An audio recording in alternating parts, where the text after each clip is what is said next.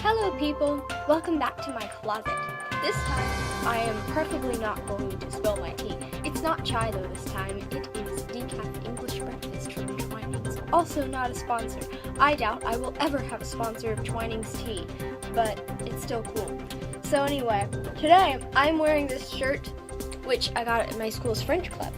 And it says, "Ce moment when you start penser en deux langues at the same temps," which you can only understand if you speak French and English. Or if you have just really good cognate skills. So, I am going to review these books that I have recently finished reading. Two of the books that I had purchased in my previous video. So the first one is Sex God by Rob Bell. That's also the first one I showed you. I really enjoyed this book.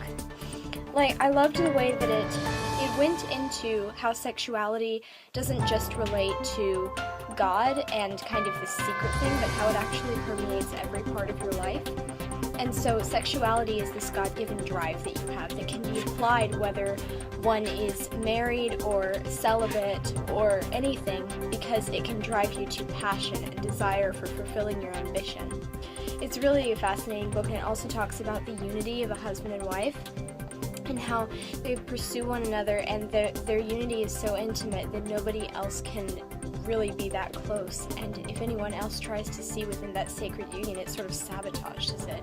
So it's a really amazing book, and I actually started researching Rob Bell. I was looking to see if he had any other good stuff, and I think he does have some good stuff, but I don't really agree with him at the place he's at now. He's kind of moved on from Christianity to more of a bit of a pantheistic worldview that's a bit agnostic, but somehow he kind of finds God in everything, which I don't really have a problem with exactly, except that he doesn't really have any firm doctrines anymore. It's just sort of all based on feelings, which feelings are important, but you have to take that with your logic as well.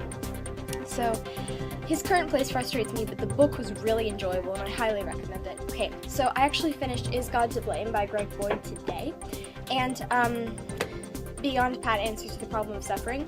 So Greg Boyd goes into how, people face suffering and stuff, and why doesn't God intervene to stop that? And he ultimately argues that it's not to blame God for all the suffering. God allows human beings and angelic beings to have free will, but by virtue of the world that's set up, it has so many complicated factors and so many ripple effects due to every free agent's free will. He cannot protect everyone from their consequences, because then it wouldn't truly be free will and love could not exist. And so for every individual agent, whether human or spiritual, to have their actions free, they're able to affect each other negatively, and God has to allow for that. And so the entire character of God is concentrated in the person of Jesus Christ, who is incarnated on earth. And so when he's there, then we can know God's character fully the way it's expressed based on how he conducted himself on earth. And he never showed malice towards anyone except those who were being oppressive, and he always looked for deliverance and kindness towards other people. So he never seeks for these awful things to happen for the greater good. They simply are going to happen anyway as a result of other people's actions, and because he loves them so much to allow them to choose to do good or not. If they inevitably, some will choose not to. If they do, then he can work through that to make a good thing happen in the end, but that doesn't mean that it had to happen for good things to happen. It meant that the good things happened despite the bad thing. So he worked out of that, and so it has some really good arguments in here. It went through some really good key passages that a lot of people have questions about, and they're like, well, why would God do this? Why would God harden this person or anything like that? And it's very interesting. I actually do disagree with him on the point that he seemed to imply that God does harden a person's heart after they choose to sort of go in that direction, so it's like he finishes the job. I think that doesn't really change the direction. He says there's free will, but it's to this limit. I don't think so. I actually think that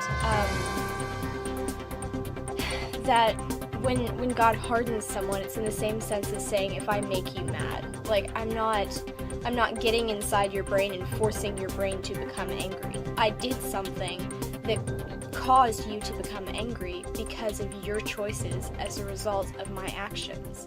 So if I make you mad, it's not fundamentally my fault, but it is a result of my actions. So God does make these people angry, but he doesn't force them to become angry. They become angry as a result of his actions. So I find that very interesting. So anyway, I made some delicious tea, and today I was going to talk about weddings. Because I was thinking about weddings this morning. I was thinking about one day I will probably have a wedding. I want to find someone and we can get married and it'll be great. So I was talking to my sister about our future wedding plans for if we ever get married. And we were talking about dresses and whatnot, and I was thinking about the custom of the bride's father giving her away to the other family. And that just really sits wrong with me, because it goes against both the concept of equality and the concept of marriage expressed in the Bible. Because the Bible says that a man will leave his father and mother and cling to his wife. It doesn't say that the wife will leave her father and mother and cling to her husband. It says the exact opposite. And that's because in the ancient world, it was God's actual plan as protection for women, so that the husband would make sure he was actually going to commit to this woman. So he would leave his family, show his commitment to her by moving into her home and living with her family. So he becomes part of her family and not the other way around. So I have a problem with the whole father giving away the bride thing. And so, of course, that was initially in the ancient world, and since we don't live in that time anymore, well, in some parts of the world we should probably still do that. Unfortunately, it doesn't go that way, but in Western nations, particularly where women are protected, at least for the most part in public society, are considered equal to men, then they don't need a special protection where the man has to go and live with the woman. And since adults don't typically live in those extended family environments like they would in the ancient world, then the husband today should not also go and live with the family of his wife, because they're going to go be making their own home. So in that way, they shouldn't really have necessarily the groom's parents going and giving him away just to the bride either. I think symbolically, they're in this modern context, the way that it functions is that both individuals are leaving their families and coming together. So yes, the bride's parents are giving her away to her husband, but the groom's parents are giving him away to his wife. And so I was saying that probably at my wedding, what I'm going to want is I'm going to want me and my parents to be on one side, and my spouse and his parents to be on the other side. And each of us have our parents on either arm. And of course, he might not have parents, or maybe he only has one of his parents, or he has legal guardians, or lives with his aunt and uncle, or whatever, but whatever the case may be.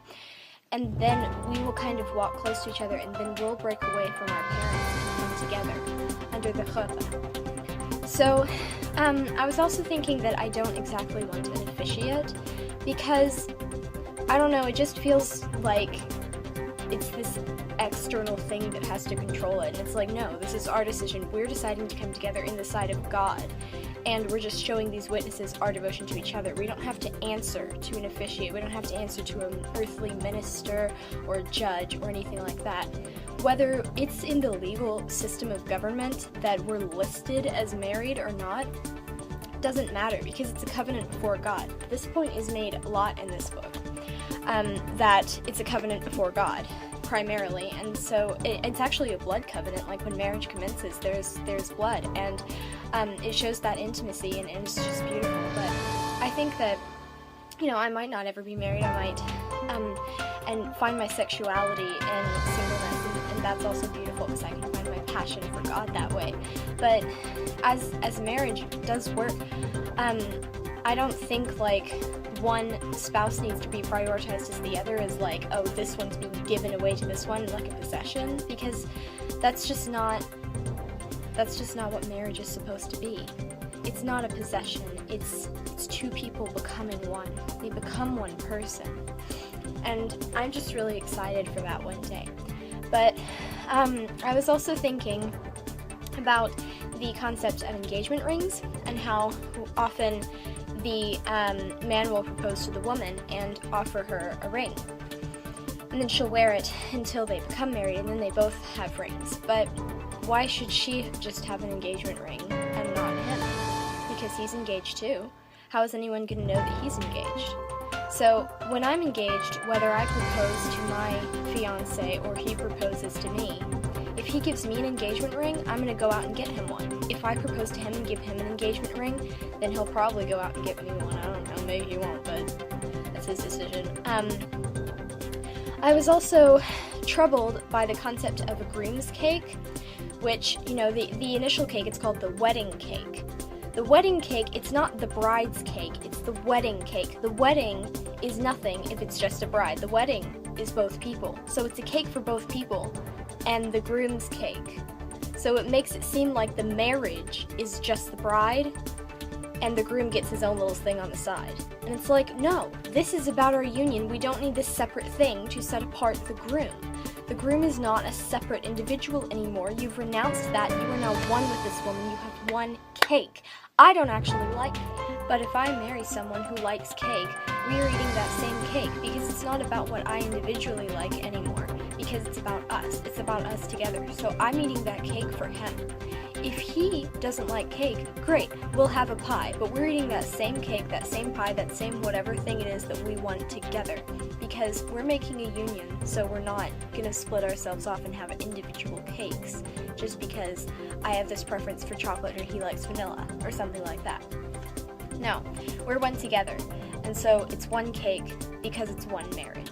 The other thing I want to address is that we're both going to wear white for purity.